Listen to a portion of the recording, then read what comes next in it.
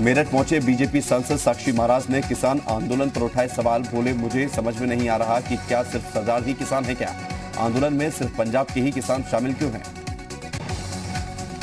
Corona के नए strain पर सीएम योगी ने जारी किए सतर्कता बरतने के निर्देश। कहा, संक्रमण की चेन को तोड़ने के लिए प्रोएक्टिव होकर सारी व्यवस्थाएं की जाएं। ब्रिटेन से भारत आए 6 लोगों में कोरोना का नया स्ट्रेन मिला है। स्वास्थ्य मंत्रालय ने दी जानकारी। देश लौटे 114 लोगों में कोरोना संक्रमित मिला है। यूपी सरकार ने ईज ऑफ डूइंग बिजनेस की नवंबर की रैंकिंग जारी की। ए श्रेणी में उन्नाव और बी श्रेणी में कौशाम्बी रहा अव्वल। बैंकों की सुरक्षा के लिए होगी एसएसएफ की तैनाती। 112 के साथ एसएसएफ को किया जाएगा तैनात।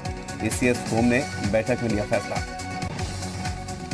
एटा में वकील राजेंद्र शर्मा की पिटाई के मामले का हाईकोर्ट ने लिया है स्वतः संज्ञान। चीफ जस्टिस गोविंद माथुर और जस्टिस एचडी सिंह की खंडपीठ ने संज्ञान लेते हुए 8 जनवरी को अगली सुनवाई की जाएगी।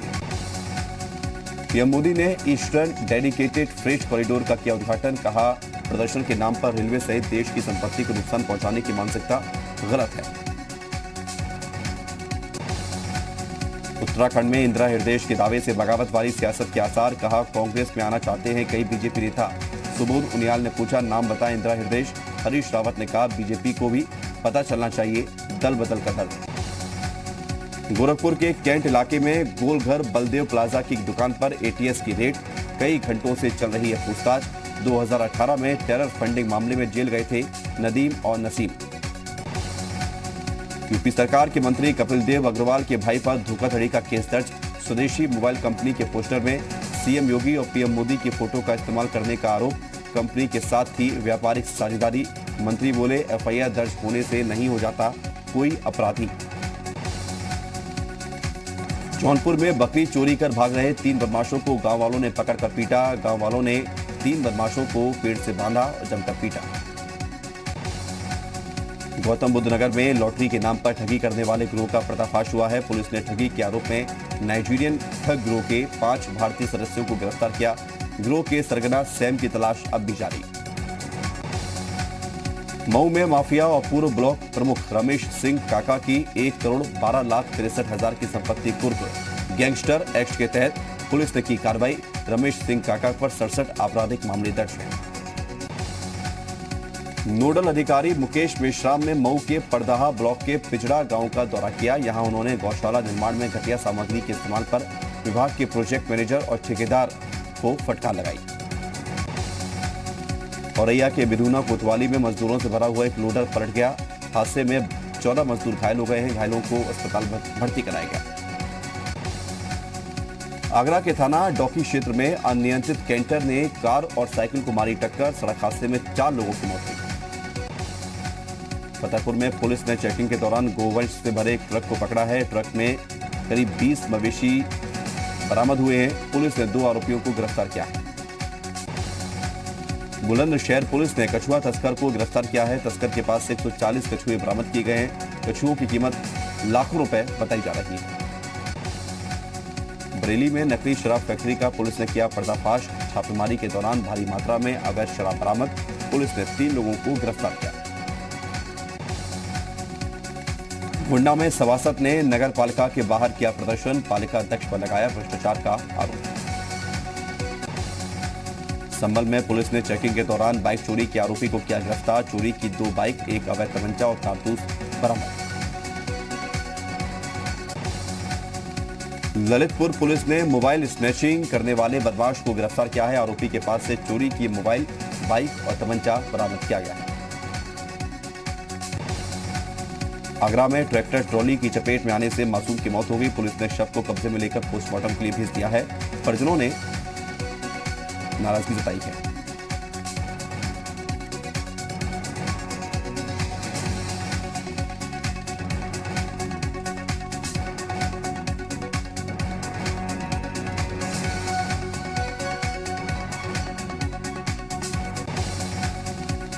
चंपावत के पार्टी थाना इलाके में पुलिस ने ड्रग्स तस्कर को गिरफ्तार किया है।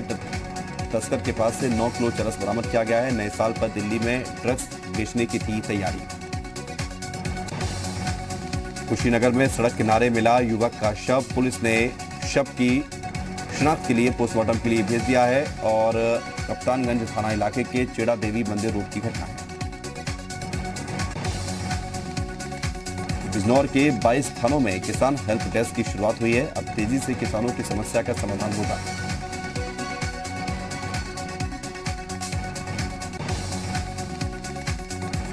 गोंडा में नोडल ऑफिसर ने अधिकारियों के साथ बैठक की। धान क्रय केंद्र और कोल्ड चेन का निरीक्षण किया। उत्तराखंड में बीजेपी प्रदेश अध्यक्ष बंशीधर भगत को दिखाए गए काले झंडे। किसानों ने जसपुर में दिखाए हैं काले झंडे।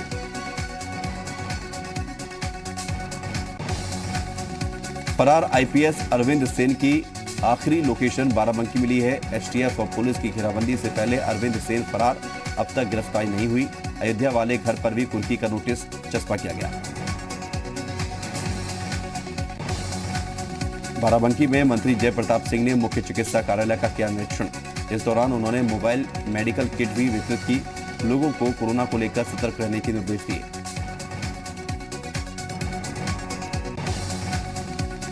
ललितपुर में बांध की नहर टूटने से किसानों की कई एकड़ फसल पानी में डूबी।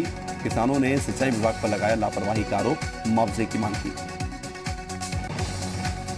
अल्मोड़ा में जिला विकास प्राधिकरण के खिलाफ धरना प्रदर्शन जारी। सरकार पर लगाए मनमानी से प्राधिकरण को लागू करने का आरोप। प्रदर्शनकारियों ने जिला विकास प्राधिकरण को हटाने की मांग की। चंपावत के पूर्णागिरी धाम में लगने वाले मेले को लेकर एसडीएम की बैठक। कोविड के नियमों का सख्ती से पालन करने के निर्देश दिए। टिहरी में पूर्व सैनिक कल्याण एसोसिएशन के सदस्यों ने मुख्यमंत्री के नाम जिलाधिकारी को सौंपा ज्ञापन। पूर्व सैनिकों को रोजगार देने की मांग। भदोही में विजिलेंस टीम ने सहायक अभिलेखपाल को 5,000 की रिश्वत लेते गिरफ्तार किया। मुकदमा दर्ज, नक्शा बनवाने के नाम पर लिए गए पैसे। नोडल अधिकारी आलोक कुमार ने फतेहाबाद तहसील मुख्यालय का किया औचक निरीक्षण। निरीक्षण के दौरान खामियां मिलने पर लेखपाल को लगाई फटकार।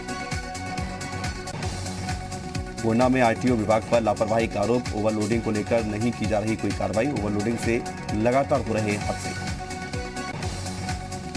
लखनऊ में नशे में धुत कार सवार ने कई गाड़ियों में मारी टक्कर। कई गाड़ियां क्षतिग्रस्त हुई। कार सवारों को पुलिस ने किया गिरफ्तार। फिरोजाबाद में नेशनल हाईवे पर कार को अज्ञात वाहन ने मारी टक्कर। कार सवार एक व्यक्ति की मौत हुई। 3 लोग गंभीर रूप से घायल हुए।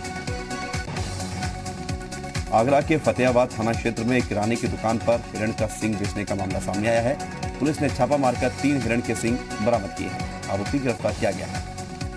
अमेठी के मुसाफिर थाना क्षेत्र में सराफा कारोबारी से लूट के मामले में 2 आरोपियों को पुलिस ने मुठभेड़ के बाद गिरफ्तार किया है। दोनों आरोपी घायल हुए हैं। गाजियाबाद के थाना इंदिरापुरम में घर के सामने से बुलेट और बाइक चोरी हुई। चोरी की घटना सीसीटीवी में कैद हुई।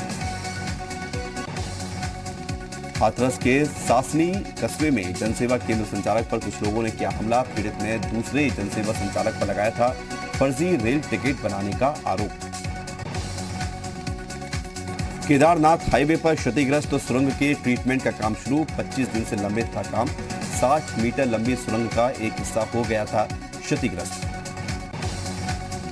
बलिया में सड़क निर्माण में बढ़ती जा रही है लापरवाही। निर्माण के दौरान ही टूट रही है सड़क। एनएचआई ने डीएम से जांच की मांग की। हज हाउस निर्माण घोटाले में पूर्व मंत्री आजम खान की मुश्किलें बढ़ी। एसआईटी तय कर रही है कार्यदायी संस्था सीएनटीएस के इंजीनियर्स की भूमिका। निर्माण में जरूरत से ज्यादा धन खर्च करने का आरोप है। माघ मेले में कोरोना संक्रमण के मद्देनजर मेला प्रशासन सतर्क है। मेले में आने वाले कल्पवासियों के लिए आरटी-पीसीआर जांच अनिवार्य की गई है। रोजाना आने वाले श्रद्धालुओं की एंटीजन जांच होगी।